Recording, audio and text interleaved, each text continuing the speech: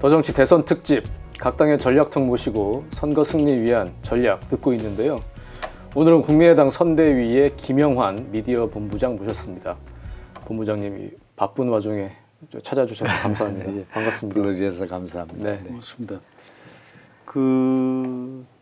한겨레 신문사 자주 잘 못 오시죠? 네, 못 왔습니다. 또 우리가 또 뭐라고 할까, 좀 더 보수화됐다고 할까. 과거에 우리 운동권 출신으로 뭐 진보적인 성향에서 중도 성향을 갖게 되니까 한겨레 신문이 아주 좀 뭐라고 할까, 우리의 비판을, 날선 비판을 많이 하고 있고. 그런가요? 그래서 조금 저하고 또 생각이 틀리하는 부분도 있고 그랬습니다만은 하여튼 친정 같은 곳인데 와서 이렇게 얘기하게 돼서 반갑게 생각합니다. 제가 1996년에 아주 인상적인 경험이 있습니다. 그 당시에 새정치국민회 창당해서 김대중 대통령이 이제 1997년 대선에서 당선되기 전에 96년에 이제 국회의원 선거 치르는데 제가 야당 출입기자였는데 대변인이 이제 전국구였던 박지원 의원이셨고요. 부대변인 세 분이 계셨는데 김영환, 추미애, 서른 이렇게 세 분이 원외 이제 부대변인. 현역 의원이었던 대변인은 낙선을 하시고요. 부천 지역구 출마했다가 네. 부대변인을 맡으신 세 분이 다 당선이 됐어요. 그렇습니다. 추미애, 서른, 김영환 이렇게 세 분. 그래서 그 세 분이 그 이후에 이제 국회의원을 쭉 오랫동안 하시면서 이제 우리나라 정치의 어떤 주역으로 이렇게 활동을 하신 그런 기억이 납니다. 예. 근데 이제 4선 국회의원 하시고 좀 비교적 젊은 연세 과기부 장관도 하셨고요. 어떠십니까? 직접 해보시니까 정치가 좀 체질이 맞으시나요? 제가 이제 정치하면서 워낙 좀 성격이 샤이하고 소심하고 이렇게 여리고 그래서 감성적이고 그래서 정치에 안 맞지 않나 이렇게 생각했는데 또 이제 보니까 저 같은 사람들도 좀 이렇게 상상력도 있고 뭔가 분방하고 뭐 여러 가지 다면적 경험 가진 사람들한테도 기회가 온 것 같습니다. 아이디어도 많고 그래서 이제 정치가 맞는 측면도 있는데 하여튼 너무 순탄하지가 않고요. 네. 순탄하지 않은 건 열린우리당 창당에 이제 참여하지 않고 탄핵을 하게 되니까 그렇죠. 그때부터 낙선 또 무소속 낙선 또 이번에 가만히 있으면 그냥 민주당 가서 국회의원 해가지고 국회 부의장 정도 할 수 있는 그렇죠. 그런 건데 예. 오선 의원 되셨죠. 또 이제 국민의당 와가지고 이렇게 해서 낙선하고 또 이번 선거는 뭐 입에 단내가 나는 지금 어려운 선거를 하고 있기 때문에 네. 그래서 참 왜 이렇게 팔자가 기구한가 또 저로서는 또 소신을 갖고 한답시고 한 건데 제가 또 살아온 삶이나 이런 거하고 좀 괴리가 돼 있고 그래서 옛날 동지들도 다 잊어버렸고 또 이런 소신을 지키는 것이 얼마나 의미가 있는가 하는 것도 회의하게 되고 그런 측면도 있습니다. 예. 네. 예, 선거 얘기를 좀 해보겠습니다. 안철수 후보 네. 지지율로 보면 네. 1위였던 적도 있고요. 네. 지금 이제 3위도 나오고 진폭이 상당히 큽니다. 네. 그 지지율이 일단 지금 하락세인 건 맞는 것 같아요. 네. 왜 그렇다고 보시는지. 우선은 우리는 3당 또 이제 중도를 가지고 집권한다는 것은 우리나라의 지형에서는 어렵다. 네. 이것이 이제 우리들 생각이었어요. 총선에서 뭐 40석은 가질 수 있지만 대선에 이길 수 있는 거는 어렵지 않는가 그런 생각인데 너무나 우리한테 절실 호기가 왔죠. 왜냐하면 박근혜 정부의 실정, 탄핵, 네. 파면, 구속 이렇게 되니까 보수의 몰락이 왔고 그래서 이제 선거가 진보와 중도 사이의 싸움으로 갈 수밖에 없는 조건이 형성된 거 아닌가. 그래서 진보와 중도가 가면은 보수가 캐스팅 보트를 주게 되는데 보수가 중도로는 올 수 있지만 진보로 가기 어렵고 문재인으로 가기 어려우니까 이번에 승리의 조건이 있다. 그렇게 이제 저희는 봤습니다.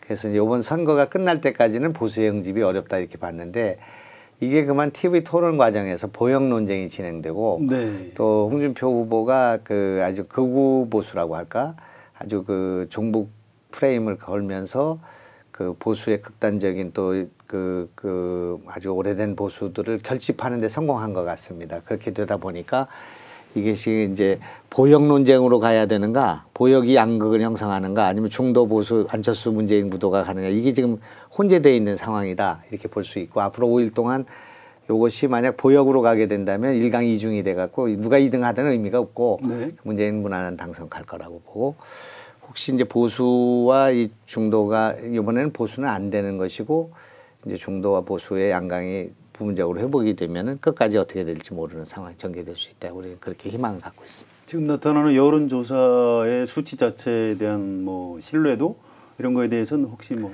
별다른 생각 없으신가요? 그거를 신뢰하면 선거가 끝나 있죠. 네, 그렇죠. 끝나 있고 뭐 선거 하부나 마나하는 상황, 2등, 3등은 의미가 없는 거라고 보기 때문에 저희는 그거는 인정할 수 없다 이렇게 보고 있고 네. 지금 바닥의 정서도 그게 아니고 또 실제로 이제 전에는 여론조사가 뭐 큰 판으로 틀렸던 적이 한두 번이 아니잖아요. 그렇죠. 이제 아닌데 대선은 되게 맞았던 거잖아요. 그렇죠. 이제 그렇습니다. 그랬지만 총선 2010년 지방자치 선거가 완전히 틀렸고 또 지난해 총선이 완전히 틀렸는데 이번 대선의 여론조사가 맞느냐 틀리냐 하는 문제인데 이거는 왜 틀리는가를 지금 규명하고 있다고 생각합니다. 저는 그전에는 왜 뭔지를 몰랐는데 이게 이제 틀린 거를 나중에 개표를 보고 알았는데 이번에는 대선의 여론조사는 전혀 근거가 없는 것이다.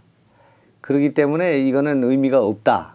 저는 그렇게 생각을 하고 있고 의미가 없다기보다는 하향 추세라든지 뭐 이렇게 보수가 올라온다든지 이건 다 맞는 얘기인데 흐름 자체는 그런데 맞는데 이제 그 격차나 숫자 자체는 이거는 뭐 어떤다. 전혀 아니라고 생각하죠. 알겠습니다. 이제 개표해 보면 그 그래. 숫자 같은 건 확인이 되는 거죠. 어차피 이제 TV 토론 말씀을 주셨으니까 TV 토론 준비도 많이 하셨을 것 같은데 상대적으로 보면 좀 점수를 안철수 후보가 잃은 걸로 그런 평가들이 있습니다. 왜 그렇게 된 건가요? 그러니까 이제 지금 우리는 양강을 구축하면 이기는 선거고 양강이 흐트러지면 지는 선거죠. 네. 처음에 선거에 들어갈 때 저는 1강 1중 1약으로 가면 이긴다고 생각했습니다. 그래서 중이 안철수 후보인 거죠. 그렇지. 네. 1강 1중 1약으로 갔다가 2강으로 가면 되는데 이게 거꾸로 됐습니다. 네. 2강이 먼저 형성됐다가 1강 1중 1약으로 가거나 1강 2중으로 가는 지금 상황이기 때문에 예상하지 않았던 상황인데 그것이 TV 토론이 그렇게 독이 되리라고 생각 못했습니다. 부분적으로는 안철수 후보가 발언에 실수가 있었다거나 에티튜드 이런 거에 대해서 문제를 제기하고 있습니다만 그건 비본질적인 거라고 생각하고 토론이 이제 5강으로 간 겁니다. 5강. 5명한테 똑같은 시간을 주고 똑같은 토론을 하게 된 거예요. 그렇죠. 5강으로 갔고 네. 토론의 내용이 보역으로 갔습니다. 처음에는 이제 주적 논쟁, 그다음에 두 번째는 송민순 그 문제, 네. 그다음에 사드 문제. 이게 쭉 안보 문제가 가다 보니까 보역으로 갈라지게 되니까 안철수는 어정쩡하게 이쪽에 붙었다 저쪽에 붙었다 하게 되잖아요. 그러니까 당연히. 그러니까 이 보수가 이게 그 정신을 차리고 뭔가 탄핵 이후에 정신을 못 차리던 그런 정신 못 차린다기보다 그 자학하고 힘을 잃고 있던 보수들이 그 주장 안보에 있어서는 또 국가의 무슨 그 위기에 대해서는 뭔가 자기 일각견이 있는 분들 아닙니까? 이제 그러니까 그런 주장하게 되니까 보수가 일부 응집하게 되고 안철수 지지의 상당 부분을 빠져나가는 데 원인이 있는 거죠. 그래서 이제 토론 전에 대략 홍준표 후보나 유승민 후보가 그렇게 나올 것이다 이렇게 예측이 됐을 텐데요. 아까 이제 비본질적인 부분이라고 말씀을 주셨습니다만 안철수 후보가 이렇게 토론할 때 보면 다른 후보들은 이제 국회의원들을 이제 오래 해서 그런지 이제 말을 기본적으로 좀 잘하는데 안철수 후보는 뭔가 약간 좀 어색하다 이런 느낌 같은 게 좀 있었거든요. 그런 부분 어떻게 느끼셨습니까? 그걸 처음에는 고쳐보려고 했습니다. 네. 그게 좀 이렇게 그 말도 좀 포즈를 취하고 또 강한 어조를 하고 설득력도 하고 제스처나 이런 것도 좀 이렇게 자연스럽게 하고 뭐 이런 거 있지 않습니까? 지금 본부장이 굉장히 자연스러우시거든요. 아, 저희는 뭐 20년 그런데 이게 지금 기본적으로 잘 안 되시는 그런 분인데다가 우선 남의 말을 끊고 들어가는 게 안 되고요. 아, 마음이 약하시군요. 약한 게 아니라 그런 거는 훈련이 안 돼 있고 훈련이 안 해서는 안 된다고 생각해요. 남의 말을 경청해야 된다고 끝까지 생각해요. 들어야 된다. 그 다음에 남의 약점을 파고 들어가서 끝까지 물고 늘어져 가지고 막 완전히 케어를 시킨다. 이게 아니고 문제를 확인하면 거기서 빠져버리는 게 있고요. 또 말도 단문 구조로 딱 할 말만 하고 아닙니다 하고 끝나지 왜 아닌가를 설명을 안 하니까 국민들이 그게 좀 설득에 약했던 부분도 있고요. 나중에 좀 보완은 됐습니다만은 이제 그런 게 됐습니다. 근데 이제 그게 본질이 아니라는 것은 근데 이제 토론을 다 끝내놓고 사람들이 생각해 볼 때 인품이나 인물이나 정책이나 능력은 좀 착하고 또 겸손하고 또 참 그 좋은 사람이구나.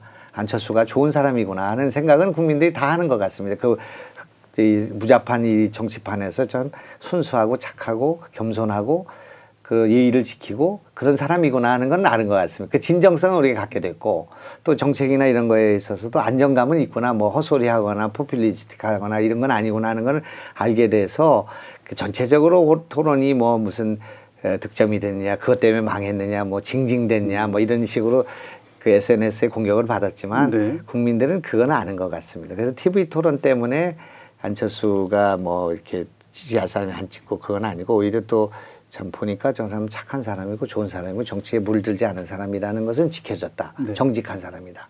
이제 그래서 저는 안철수는 그렇게 그것이 이제 샤이 보수 내지 샤이 안으로 지금 가 있다고 저는 생각하는 건데 그래서 그건 아니라고 생각하고요. 다만 그 과거의 문제에 너무 많은 토론이 이루어졌고 또 그냥 뭐 그 아주 선정적인 거 있잖아요. 샤이 뭐냐, 그렇습니다. 주적이 뭐냐, 뭐 예, 송민순의 뭐. 과거가 어떠냐 예, 이렇게 가다 예. 보니까 그걸 빠져나와서 미래로 갑시다 얘기하는데 이게 아주 생경하고 그런 거가 됐잖아요. 과거에서 예. 잘 헤어나오지 못하더라고요. 그러니까 그게 기법에도 문제가 있고 성격에서도 좀 그런 거가 있는데 안철수는 뭐 자기 인격은 지켰다 이렇게 생각하고 그리고 이제 우리가 한번 생각해 볼 것은 한국 정치가 앞으로 그렇게 과거의 정치 구단들이 해야 되는 그 노이즈 마케팅식에 네. 지금 내가 이제 어제도 얘기했지만 우리나라의 종북이 과연 얼마나 있다고 종북을 막기 위해서 보수가 뭉칩니까 지금? 맞습니다. 그러니까 예, 이게 예. 색깔론 뭐 우리는 어떻게 보고하다 보니까 색깔론주의자가 돼버려요 우리가.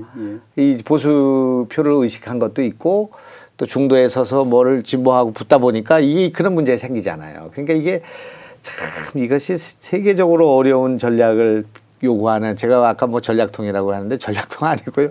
정말 어려운 스탠스인 것 같습니다. 네. 이 토론 자체 이번에 굉장히 좀 실망스럽죠. 네, 그러면.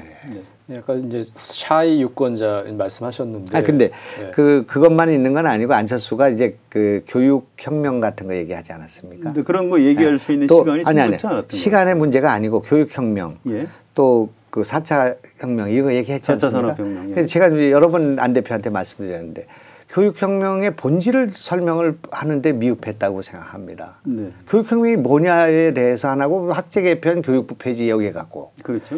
4차 혁명이 융합혁명이다 여기까지는 갔는데 이게 어떻게 우리의 먹거리하고 연결되고 어떻게 산업으로 연결될 것인가에 이게 부족합니다.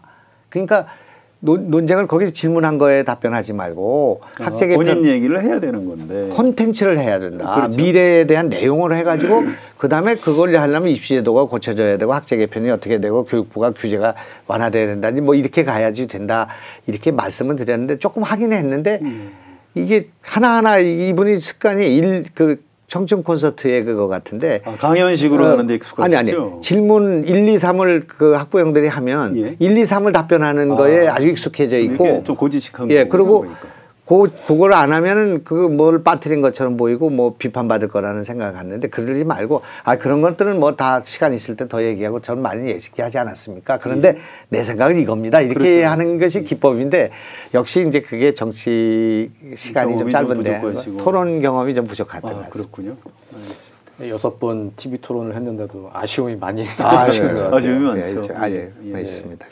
지금 이제 아까 이제 샤이 유권자도 말씀하셨는데 샤이 유권자가 있다 아직까지 드러나지 않은 그렇기 때문에 지지율이 반등 가능하다 지금 그렇게 보시는 예. 거예요? 지금 이런 거입니다. 지금 이번 선거는 탄핵 이후의 여론조사입니다. 이게 탄핵 이후의 여론조사이기 때문에 그렇죠. 보수들은 뭘 전화를 받을 용기도 자신도 없는 선거예요. 또 자기 후보가 될 가능성도 없는 선거입니다. 그렇기 때문에 진보가 과표집되어 있을 수밖에 없는 조건에 있는 겁니다. 네. 그러니까 어느 선거에서도 문재인 지지했던 분들이 투표에 조사에 많이 잡히죠. 그렇죠. 그 편향이 갤럽을 보면 7에서 12% 정도가 더 잡히고 그렇습니다. 있고요. 그게 있고 또 하나는 요번만이 여론조사에서 저희 핸드폰 조사가 80 내지 100%를 차지하는 조사입니다. 근데 핸드폰이 응답률 높이는 데 도움이 되는데 왜 콜앱이라는 걸 통해서 이를테면 김영환한테 전화 왔습니다. 이게 뜨게 됩니다. 이 전화가. 그런데 거기에 갤럽 여론조사입니다. 아니면 어디 여론조사입니다. 이렇게 뜨게 되거든요. 스팸을 골라내기 위해서. 그런데 그걸 멀쩡한 사람들이 그걸 눌러가지고 5분 내지 6분 동안 이 조사에 응한다는 것은 굉장한 지지 강도가 있는 사람들만이 가능합니다. 그렇죠. 그러니까 이 라운드가 이 평범한 말 없는 다수의 라운드가 있고 좀 지지 강도가 있는 사람들의 라운드가 있는데 지지 강도가 있는 라운드에서 지금 인기 투표하고 있는 거 비슷한 성격을 갖고 있는 겁니다. 왜냐하면 전화 여론조사가 집으로 가면 뭔지를 모르고 받았다가 그렇죠. 응답을 쭉 하는 경우가 있는데 예. 이거는 이미 한번 걸러진 사람들 가운데서 하기 때문에 문재인 지지가 많이 나오는 거죠. 그러니까 이제 제가 이제 돌아다니면서 수도 없이 들었던 얘기는 도대체 우리 주변에 문재인 찍는 사람이 없는데 왜 이렇게 지지율이 많이 나오냐 이런 얘기인데 문재인 찍는 분들이 있죠. 20, 30대에 많은 지지가 있잖아요. 실제로. 그렇지만 여기서 잡히는 것만큼 그렇게 많지는 않다는 거죠. 그러니까 그 격차가 지금 이제 우리는 지금 현재 격차를 너무 심하게 튀는 거, 뭐 리얼미터 이런 걸 빼면 대체로 한 20에서 23 정도가 우리 지지가 있다고 보고요. 지금. 조사에서 나온 거는. 네. 그다음에 문재인은 한 35에서 40 거기 지금 머물러 있다고 보거든요. 그리고 한 13에서 15 정도, 17 정도의 이 격차를 보이고 있잖아요. 그 격차는 아니다 이겁니다. 제 네, 얘기는 그 네. 무슨 떨어져 있다거나 뭐 우리가 하향했다라는 이거 다 인정하고요. 예, 실제 격차. 예. 트렌드는 예. 봐야 되지만 예. 실제로는 그 정도는 오차범위나 오차범위 조금 벗어나 있는 것인데 알겠습니다. 그거는 한 5, 6일 사이에 여러 가지 반등의 요인이 있다. 얼마든지 보는 추격이 가능하다. 보수층이 이제 덜 표집된다고 말씀하셨는데 그러면 그게 더 표집되면 또 그 보수층은 또 홍준표 후보한테도 갈 수 있는 거예요. 그런데 이제 홍준표 후보는 지금 뭐 보수가 결집했다고 하는데 아니죠. 보수 결집 안 되고 있죠. 왜 그러냐면 보수가 결집하면 30% 나와야 되죠. 그렇죠. 홍준표가 30% 나와야 되는데 아무리 지금 이 그 과표집돼 있다고 지지 강도가 높은 집단에서 그 옛날 회귀를 했다고 해도 17% 내외잖아요. 실제로 13, 14 정도인데 그 지금 현재. 근데 실제로 투표장에 가면 10% 내외로 떨어질 가능성이 있는데 그게 왜 표집이 안 됐냐면 30%가 안 되는 것도 있고 왜 안 되냐? 박근혜 실정 때문에 보수들이 이번에 이거 명분이 없습니다. 조금만 생각해 보면 이번에 안 된다고 생각하는 거죠. 두 번째는 홍준표의 인물이 그걸 하기에 유승민 같은 정도의 노선을 가졌다면 20, 30 올라가죠. 그런데 그게 안 되는 거죠. 그게 이제 안 되는 거가 있고 세 번째는 홍준표 갖고 당선이 안 된다는 건 명확하거든요. 그러니까 보수들도 단일화를 하면은 안철수로 해야지 홍준표로 하면 안 된다는 건 알고 있거든 자기들도. 그러니까 결국은 그 당선 가능성이 없는 후보에 대한 결집이라는 게 한계가 있죠. 그 밴드웨건이죠. 그렇기 때문에 보수 결집은 16, 7일에 천장을 찍게 될 것이고 투표율은 고려하면 12, 3에서 끝나게 될 것이다. 그렇게 생각합니다. 이제 연결되는 질문인데요. 어차피 이제 남은 이제 일주일도 안 남았죠. 이 기간 동안에 안철수 후보의 이제 지지를 끌어올려야 되는데 어떤 그 유권자층 어떤 분들을 향해서 지금 선거 캠페인을 하실 계획이신지요? 그러니까 걸어서 국민적으로 이런 캠페인을 시작하셨는데 이게 무슨 뜻인지 좀 설명해 그거는 주시면. 뭐 좀 차별화된 또 우리가 얼마나 이 절실한가 네. 하는 걸 보여주는 그런 표징이지 뭐 그것 때문에 표가 많이 오리라고 생각하지 기대하기는 좀 어렵지 않을까 싶긴 네. 합니다만 세 부분에서 온다고 저는 봅니다. 하나는 지금 20% 정도 되는 사람들이 무당층입니다. 네, 무당층. 아예 투표장에 안 가는 층이에요. 네. 근데 이분들이 안철수를 좋아하는 사람들이 있고 왜 있거든요. 정치인 이미지가 아니기 때문에 그쪽에서 한 2, 3% 올 수 있으면 지난 총선이 그랬습니다. 무당층. 네. 3당이 있기 때문에 가는 사람들이 있죠.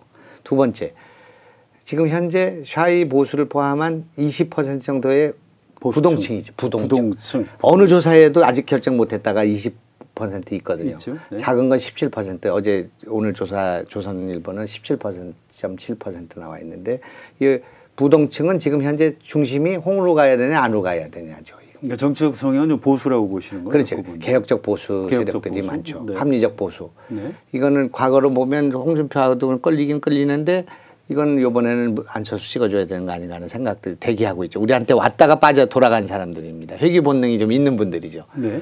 이것이 언더독으로 올 가능성이 있는 층이고요. 그다음에 세 번째가 홍준표를 결정했어요. 여론조사님 말을 하고 있어요. 하고 있는데 야 그래도 이번에 앞으로 조금 더 나아진다면 안철수 찍어야 되는 거 아니야? 그렇게 해서 투표장에 가다 바뀌는 사람들이 있죠. 아, 네. 그건 언더독일 수도 있고 밴드웨건일 수 있는데 요 세 층에서 15%를 모으면 이길 수 있고 10% 이상이면 각축하고 그 미만이면 우린 진다 그렇게 보고 네, 뭐 정확히 말씀해 주시네요. 네. 아니 그렇게 분석을 하고 있습니다. 분석을 이렇게 네. 하고 계신다. 저 혼자서. 자, 연령층으로는 좀 어떨까요? 젊은 층하고 좀 고연령층 중에 어느 쪽에 좀 주력을 하고 계십니까? 지금은 이제 원래는 70대 이상 전부 우리 표였는데 그게 이제 홍준표 쪽은 많이 빠져나갔죠. 그 아까 예. 얘기한 그 지금 세 번째 경우가 되겠습니다. 예. 그리고 이제 지금 20대는 지금 심상정 많이 가 있는 것 같고요. 그렇죠. 심상정 또 요즘에는 이제 유승민으로도 좀 가고 그냥 그 정치적 이해나 그게 고정된 것이 없이 좋은 얘기하는 사람한테 가는 그런 분들이 있는 것 같고 30, 40대 지금 이제 확고부동하게 문재인 쪽에 가 있는 것 같고요. 50대에서도 문재인 가 있지만 우리 조금 이제 가져올 수 있는 여지가 있다고 보고 그런 것들이 이제 있는데 역시 이제 우리는 20, 30대에 샤이 안이 많이 있다고 생각합니다. 네. 20, 30대. 지금 말을 친구들 사이에서는 문재인 하는데 거기서 뭐 안철수라고 얘기는 못하고 있거든요. 그런데 실제로 가보면 저희한테도 한 20%, 심상정한테 한 35%, 그다음 문재인한테 나머지 이렇게 가 있는데 우리 안철수 표가 20대에서 꽤 나올 가능성이 있다. 젊은 층에서 그렇게 생각합니다.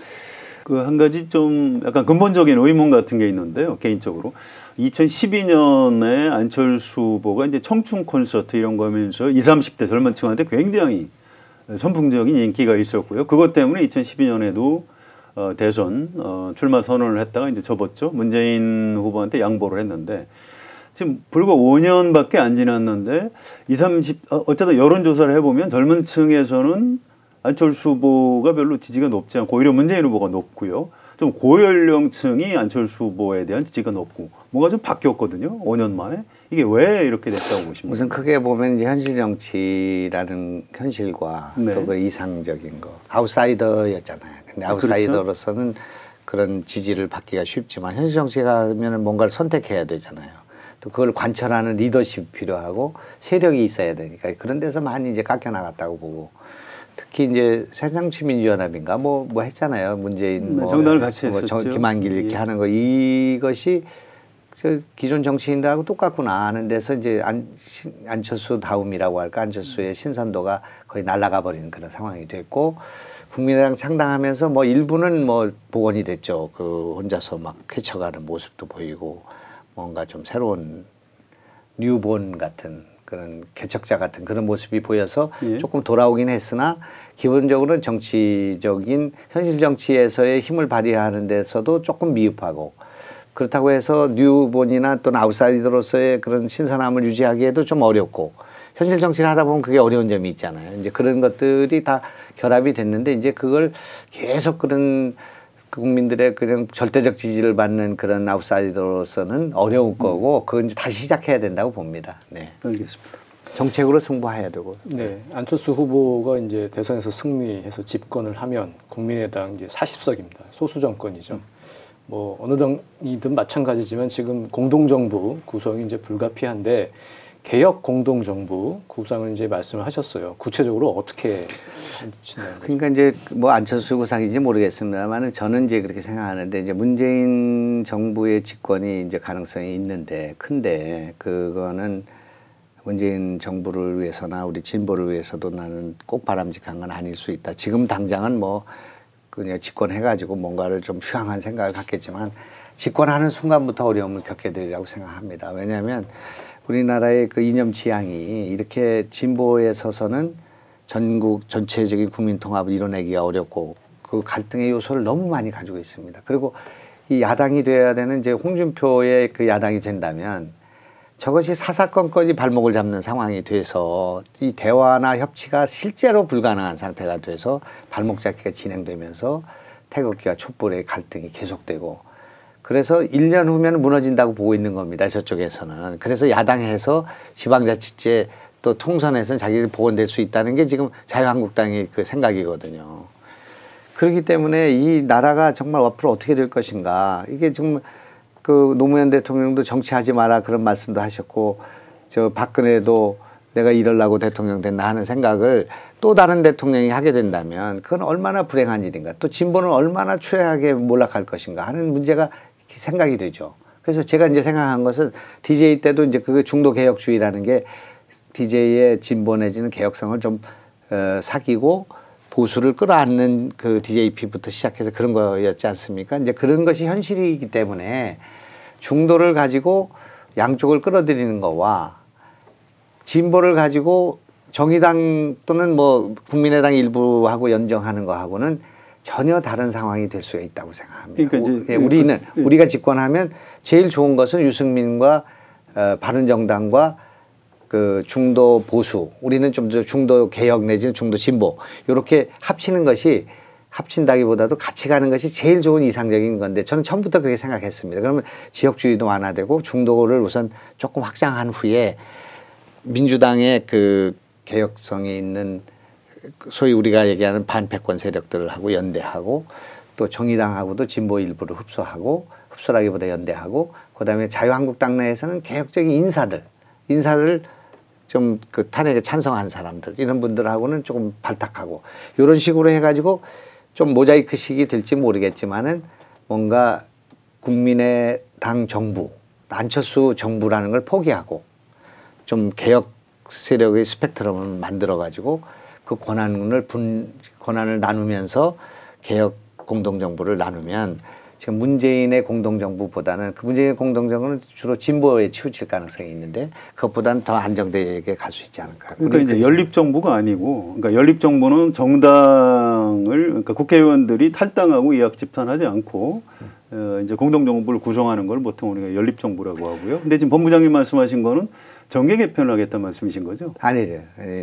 이제 정계 그러니까 개편이 더불어민주당 중에 친문 패권이 아닌 사람들도 좀 끌어내고, 자유한국당 의원들 중에서도 괜찮은 사람들 끌어내고 이제 그건 이렇게 아니고 하면 탈당해서 지금 입당시키는 정계 개편의 대상이 될 수 있는 사람은 유승민과 바른정당이라고 생각합니다. 저는 개인적으로. 네. 거기는 우리 중도의 노선에 합치할 수 있다고 생각합니다. 그렇죠. 그거 쉽게 이해하겠는데요. 그다음에 지금 민주당은 거대 정당으로 거기는 그 서 있어야 된다고 생각합니다. 야당으로 서 있든 여당으로 서 있든 서 있어야 된다고 생각하고 그 진보에 가까운 그런 걸로 서 있어야 되는데 거기에서 그 패권에 반대하는 세력들은 내각에 참여할 수 있도록 하고.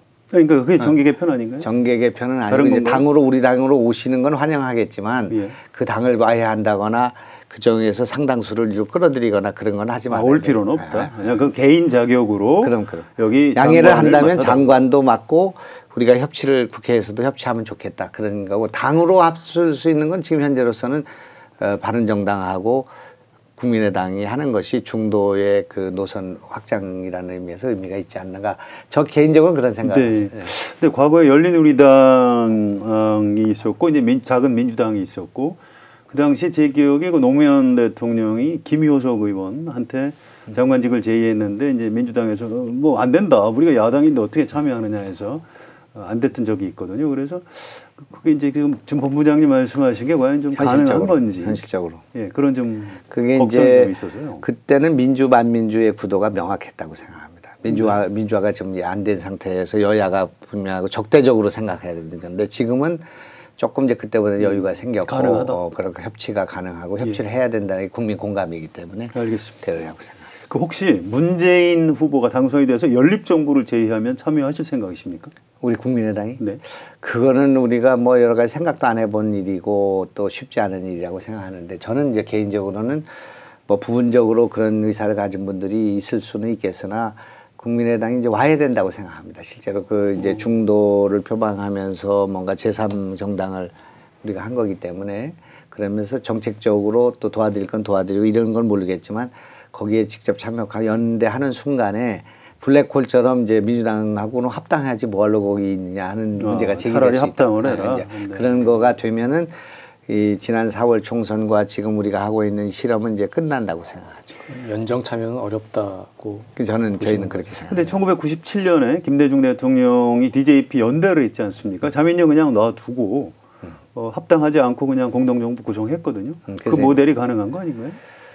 그거는 이제 그때 그 소속원들이 국회의원들이나 당이 좀 검토해 봐야 될 내용이라고 보고 거기까지는 생각을 못 해봤습니다만은 그러나 역시 이제 저희는 야당하는 게 옳다고 생각하고요. 네, 야당하는 게 옳다고 생각하고 또 의석이 아주 작은 건 아니잖아요. 그렇죠. 많은 정당. 130석 가까운 지금 저 민주당은 120석에다가 한 10석 그 연석은 안 되지만 이제 정의당하고도 또 뭐 여러 가지 사안을 서로 연대할 수 있을 테니까. 연대를 하겠죠. 네. 공동 정부를. 네, 그렇게 되면서 또 우리나 또 일부 바른정당에 이런 건 정책에 따라서는 언제든지 협조할 수 있는 그런 조건이 될 테니까 당으로 합치는 것보다는 그런 정책 연대나 협치 같은 것들이 바람직하지 않겠나. 알겠습니다.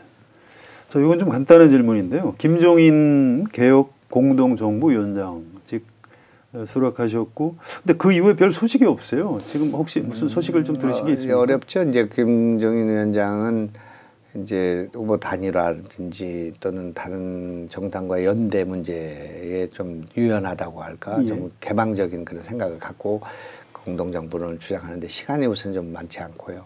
그다음에 이제 안철수 대표는 또 이제 그거에 대해서도 분명한 입장을 갖고 있기 때문에 지금 뚜벅뚜벅 가고 있는 중이어서 그 운신이 어려운 점이 있고. 알겠습니다. 그래서 지금 옛날에 뭐 TJP 단일화하고 또 다르지 않습니까 지금? 그러니까 이제 지금은 뭐 그 홍준표하고의 단일화라는 것은 정말 명분과 논리가 너무 안 맞는 것이어서 없죠. 그 명분이 없죠. 그렇게 되면 이제 안철수 정치도 한 방에 갈 수 있는 상황이어서 그렇죠. 그 이제 이기 위해서 단일화해야 된다는 주장이 있습니다만은 그것이 당내에 뭔가 뭐를 갖기는 좀 어렵지 않을까 이렇게 생각하고 그런 면에서 이제 김종인 대표의 운신이 한계가 있다고 생각하죠. 네. 홍준표 후보가 끊임없이 이제 공격을 한 게 박지원 상황론이었습니다. 안철수가 대통령 되면 박지원 상황이 된다. 가까이서 이제 보실 텐데 안철수 후보에게 박지원 대표 어떤 사람입니까? 글쎄, 박지원 대표는 정치인으로서는 참 능력이 있는 분이라고 생각하고 의지가 강한 분이라고 생각합니다. 근데 이제 박지원 상황론이 있기 전인 지난 전당대회에서 제가 이제 박 대표에게 최소한도 대선까지만이라도 일선에서 물러나야 한다. 왜냐하면 이제 박지원 대표가 어떻게 살아왔느냐를 떠나서 너무나 많은 비토셀이 형성되어 있고 네. 그게 표적이 되어 있기 때문에 이게 당의 외연을 확장하는데 어려움이 있고 안철수한테 부담이 되니 벚꽃이 필 때까지만이라도 좀 물러나 계시라고 그렇게 얘기를 했는데 결국은 그걸 이제 고집하고 그 우리 당원들이 굉장히 고민 많이 했죠. 표를 많이 찍질 않았습니다. 30%도 못 얻었습니다. 박지원 대표가. 네. 그리고 나하고 저 문병호 합친 표가 뭐 40% 가까이 됐으니까. 전당대회 때. 예, 예. 그러니까 실제로 불신임 당한 거지. 결선 투표라 말하면. 그러니까 지금도 그런 얘기 나오기 전에 좀 자리를 비워주셔도 아무 문제 없는 건데 이걸 그냥 그걸 고집을 하고 계신다 그렇게 생각하죠. 저희는 지금이라도 박 대표가 저 같으면 대표 자리에서 물러나 주시는 게 그러면 조금 더 보수들이 득표할 때 도움이 많이 되죠. 보수들이 오는데 그 명분을 잡고 그걸 갖고 하고 있으니까 억울하지만 그분은 억울하시겠지만 그러니까 좀 그런 면이 있다고 생각하고 그러나 뭐 안 대표는 뭐 지나칠 정도로 자기 고집이라고 할까 자기 노선을 견지하고 있죠. 자기 명예에 이게 지금 초인적인 겁니다. 이 후보 단일화를 반대하고 국민연대에 의한 국민 단일화를 요구하면서 지금 지난 총선 때 이후에 지금 벼랑 끝을 걸어가고 있는 거거든요. 지금 연대하지 않겠다. 단일화하지 않겠다. 그리고 국민들만 보고 믿고 가겠다. 그건데 그게 이제 관념론이냐 아니면 그 소신과 원칙이냐 하는 문제가 저 같은 사람들도 옆에서 보기가 참 판단이 안 서는 문제 같습니다. 그게 안철수 다음인데 그걸 내가 정치를 많이 한 사람은 정치는 그런 게 아니니 좀 이렇게 유승민이라도 손을 잡고 좀 더 연대를 하고 좀 포용력인 자세를 가져야 된다 이렇게 얘기하는 것이 옳은가. 우리가 한때 여론이 좋을 때 우리 당에 입당하려는 사람이 100명 있었습니다. 네. 전직 국회의원들이 내가 이름을 대면 알만한 아주 훌륭한 사람들이 우리 당에 들어오려고 했는데 그거 들어오는 것이 그게 과거의 정치 이건 뭐 이명박 때 누구 사람 이거는 뭐 무슨 박근혜 때 누구 사람 그 옛날에 김영삼 때 누구 사람 다 찻대고 포대고 나니까 아무것도 없잖아요. 지금 보니까 아무도 영입을 못했어요. 근데 그때 그런 걸 영입을 해서 영남에 그런 교두보를 삼고 딱 사령관을 세워놨으면 지금 같은 그런 뭐랄까 그런 표를 가져올 수 있는 삼태기가 될 수 있었는데 그거는 이제 제 같은 정치를 한 사람들의 눈이죠. 네. 현실에는 그 김대중식 표현되는 상인 정신 같은 건데 상인들이 갖고 있는 현실 인식인데 그런데 그런 걸 강요하다 보면 안철수 다음이 없어져 버려요. 그래서 저는 이 안철수 대표하고 이 당을 하고 이 단내나는 이 선거 운동을 하면서 많은 것을 배웠습니다. 많은 것을 느끼고 있어요. 네. 박지원 사퇴론이 당 내부에 있었는데도 박지원 대표가 지금 계속 있는 거는 저는 지금 사퇴해야 된다고 생각하죠. 안철수 지금도. 후보가 계속 신임이 여전히 강하다고 그렇게 봐야 하는 건가요? 그렇지는 않습니다. 안철수 대표로서는 어떤 얘기를 하기가 어려운 처지에 있는 것이고, 저는 뭐 오늘도 우리 최고위원들이 그 선출직 의원이 몇 명, 4명 더 있으니까 우리하고 같이 동반 사퇴하자. 지금 박 대표 혼자서 하기 어려우면 동반 사퇴라도 해서 어떻게든 이 선거를 조금이라도 유리하게 안 대표한테 유리하게 해주는 것이 좋은 거 아닌가. 당을 살리고 있는 거, 존폐의 위기에 있는 거 아니겠습니까? 우리 당이. 그런 생각을 알겠습니다. 하고 있죠. 이제 오늘 마지막 질문이 될 것 같은데요. 안철수 후보가 이제 이번 대선에서 당선되든 낙선되든 관계없이 그 이후에 이제 정치인으로서 미래 같은 게 좀 있을 것 같습니다. 안철수라는 정치인의 어떤 미래 어떻게 될까요? 장점과 단점 곁들여서 좀 설명을 해주시면 어떻겠습니까? 참 아까운 인물이라고 생각합니다. 저는 네. 좀 독특한 인물이라고 생각하고, 우리 같은 정치를 하고 뭐 조금 더 유연하거나 조금 더 경험 있는 선배들이 갖지 못한 강점을 갖고 있고, 그러나 이제 그런 정치가 과연 우리 현실에서 성공하고 뿌리를 내릴 수 있느냐 하는 것이 지금 현재 관건이라고 생각하는데, 그렇죠. 국민들은 그 이상으로 이 문제를 극복할 수 있는 힘을 갖고 있다라고 믿는 안철수의 그 국민에 대한 신뢰와, 아직은 그런 상태가 아니기 때문에 우리는 현실에 타협하고 뭔가 현실 정치의 여러 가지 기술을 활용해야 된다는 우리의 생각이 어디에 지금 현실이 있는지는 모르겠습니다. 그래서 어떨 때는 국민이 깜짝 놀랄 만큼 우리보다 더 많은 선택을 할 때도 있고, 어떨 때는 우리의 선택에 미흡한 결정을 내릴 때도 있기 때문에 정치가 그래서 참 어려운 거 아닌가 생각하고, 안철수의 정치의 미래도 참 어떻게 예단하기 어려운 것이고, 또 앞으로의 미래도 지금 선거의 결과만 보면은 뭐 결과가 뭐 승패로 결론이 나겠지만 더 긴 눈으로 볼 때는 어떻게 되겠는가. 저는 이제 개인적으로 노무현 대통령의 당선 그때 그게 왜 이해창하고 했잖아요. 그때 지금도 다시 생각해 보면 노무현 대통령이 그때 집권한 게 꼭 옳았는가. 우리가 그때 너무 준비가 안 돼 있었던 거 아닌가. 김대중 때도 우리가 집권이 안 되는 걸 알았는데, 노무현은 그때 너무 준비가 안 돼 있었는데 그때 하시지 않았고 5년 후에 했으면 훨씬 더 많은 업적과 일을 남길 수 있었지 않았을까 하는 그런 생각도 들거든요. 이제 그것처럼 지금 이 정치에서 누가 승리하는 것도 중요하지만 한국 정치에서 이것이 과연 어떤 결과로 귀결될 것인가. 이것도 우리가 또 한번 생각해 볼 만한 문제이기 때문에, 특히 이제 진보 진영이라고 할까, 개혁 진영이 과연 승리를 마음껏 자축할 만한 그런 지금 상황. 우리 지금 제 눈에서는 문재인 아니면 안철수 아니겠습니까? 그러나 대체적으로 우리 진보라고 할까, 과거에 민주화 운동 했던 세력들, 이번에 탄핵을 주도했던 세력들은 이제 문재인 거기에 환호할 텐데, 그것이 과연 우리 진보의 앞으로 긴 장래를 볼 때 국민을 통합하고 뭐 미래로 갈 수 있는 준비가 돼 있고, 또 그런 노선과 성향이 과연 미래를 개척할 만한 그런 준비가 돼 있는가에 대해서는 안철수는 물론이고요. 우리도 다 지금 자기를 돌아봐야 할 순간이고 5월 9일 이후에 다들 생각해 봐야 할 문제라고 생각합니다. 본부장님 오늘 바쁘신 와중에 찾아주셔서 감사하고요. 네, 좋은 말씀 많이 들었습니다. 네, 며칠 뒤면 대선입니다. 우리 국민들이 지난 겨울 촛불을 들어서 앞당긴 대선입니다.